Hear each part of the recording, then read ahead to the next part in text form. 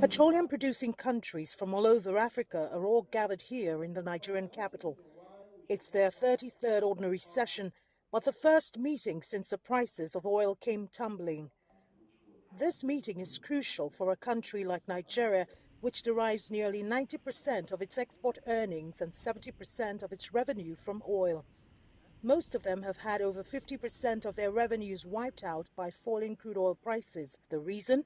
There's an oversupply of oil, and you can't change oversupply of oil. Well, you can change, but you don't have control. So it's currently controlled by OPEC. Right? But that oversupply is being complicated further by even further supplies, with Iran coming on stream as well.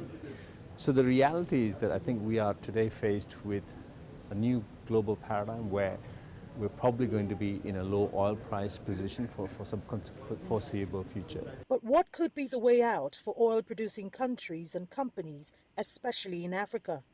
If you accept that prices are going to be low, there's only two things you can do. You can A, reduce your costs so that you actually get your costs below the price of oil so that you actually make a profit, or B, you diversify. And when you're talking about diversification, I'm talking about diversification on so many different levels, both from a corporate perspective and also from a government perspective. So if countries can diversify out of oil, this is the time to do it. The organization, founded in 1986 and initiated by Nigeria, was established to make African nations less dependent on Western technology and Western markets for oil export revenue. But not much of that has been achieved. Some oil-producing countries, including Nigeria, have been lobbying for production cuts to stabilize prices. But there seems to be no common ground for that, with the biggest oil producers like Saudi Arabia refusing to cut production.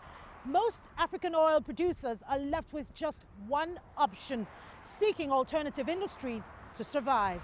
Kelechi, Emekalam, CCTV, Abuja, Nigeria.